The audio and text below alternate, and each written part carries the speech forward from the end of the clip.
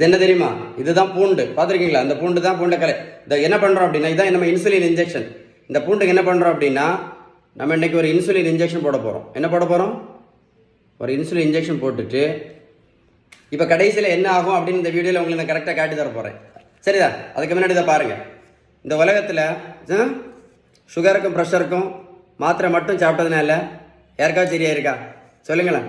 இப்போ ஒரு பெரிய மூட நம்பிக்கை, ரைஸ் சாப்பிட்றதுனால தான் சுகருக்கு மாத்திரை போடுறோம், ரைஸ் சாப்பிட்றதுனால தான் இன்சுலின் போட்டுட்ருக்கோம் அப்படின்னு. அப்படி தானே? நான் ஒரு கேள்வி கேட்கட்ட பதில் சொல்கிறீங்களா? வட இந்தியாவில் அவங்க ரைஸ் சாப்பிடவே மாட்டாங்களே. வட இந்தியாவில் எத்தனை பேர் சுகருக்கு மாத்திரை போடுறாங்க? எத்தனை பேர் இன்சுலின் போட்டுட்ருக்காங்க? என்னைக்காவது யோசிச்சு பார்த்தீங்களா? கரெக்ட் தானே? நடைபயிற்சி மட்டும் பண்ணதால யாராவது சுகர் மாத்திரை நடத்தியிருக்காங்களா? இல்லை யாராவது இன்சுலின் நடத்தியிருக்காங்க? நடைபயிற்சி மட்டும் பண்ணதால. நல்லா கேட்டுடுங்க. 1 கிலோமீட்டர் நடைபயிற்சி பண்ணினா கூட 40லேருந்து 50 கேலரி மட்டும்தான் இருக்க முடியும். அதில் நடைபயிற்சி மட்டும் பண்ணி எந்த மாத்திரையும் நடத்த முடியாது. வெயிட்டு கண்டிப்பாக குறைக்க முடியாது. ஒரு பேப்பரில் எழுதி வச்சுக்கிடுங்க. சரிதானே?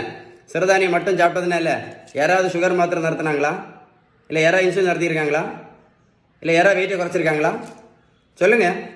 வெந்தயம், ஆவாரம்பூ, கொய்யா இலை, மாங்காய் இலை, க்ரீன் டீ, கரிஞ்சீரகம், கருவேப்பிலை, நெல்லிக்காய் ஜூஸ், நாவல் பழம். இப்போ ரொம்ப ஃபேமஸ் தெரியுமா? முக்கரட்டை கீரையும் சிறுகுறிஞ்சான் பொடியும். அப்படி தானே? எல்லாமே நல்லது தான். நான் என்ன கேட்குறேன்னா, இதை சாப்பிட்டதுனால யாராவது சுகர் மாத்திரை நடத்தினாங்களா? இல்லை யாராவது ப்ரெஷர் மாத்திரை நடத்தினாங்களா? இல்லை யாராவது இன்சுலின் நடத்தினாங்களா? சுகருக்கு ஒரு மாத்திரை போட்டுட்டு இருந்த பேஷண்ட்டு இப்போ 3 மாத்திரை சாப்பிட்டுட்டு இருக்காங்க. சுகருக்கு மாத்திரை மட்டும் போட்டுட்டு இருந்த பேஷண்ட் இப்போ இன்சுலினும் போட்டுட்டு இருக்காங்க.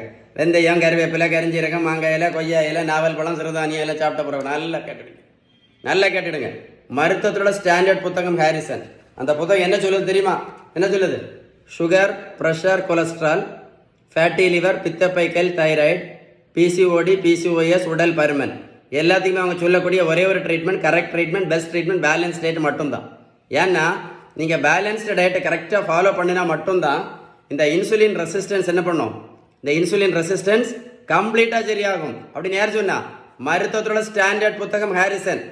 உங்களுக்கு பேலன்ஸ் டயட்டை பற்றி ஏதாவது சந்தேகம் இருந்தால் கண்டிப்பாக இந்த நம்பர் கால் பண்ணி பேசுங்க. நீங்கள் பேலன்ஸ் டயட்டு நீங்கள் மாத்திரை இன்சுலின் மட்டும் போட்டுட்டு இருந்தீங்க அப்படின்னா இன்னும் 50 வருஷம் இதே மாத்திரையும் இதே இன்சுலினும் போட்டுகிட்டே இருக்கணும். போட்டாலும் நோய் கண்டிப்பாக சரி ஆகாது. அவ்வளோ பவர்ஃபுல் பேலன்ஸ்டு டயட். அப்படின்னு யார் சொன்னா? மருத்துவத்தோட ஸ்டாண்டர்ட் புத்தகம் ஹாரிசன். இந்த வீடியோ சேவ் பண்ணி வைங்க, ஒர்க் அவுட்டை போட்டு கேளுங்க. அப்போ தான் உங்களுக்கு கான்செப்ட் புரியும். இந்த வீடியோ கண்டிப்பாக லைக் பண்ணி ஷேர் பண்ணுங்கள். இந்த மாதிரி மாத்திரை இன்சுலின் போடக்கூடிய நிறைய பேருக்கு யூஸ்ஃபுல்லாக இருக்கும். ஏதாவது சந்தேகம் இருந்தால் கண்டிப்பாக கால் பண்ணி பேசுங்க. சேவ் பண்ணி வைங்க வீடியோ, ஒர்க் அவுட்டை போட்டு கேளுங்க. அவ்வளோ பவர்ஃபுல் எது? Balanced diet.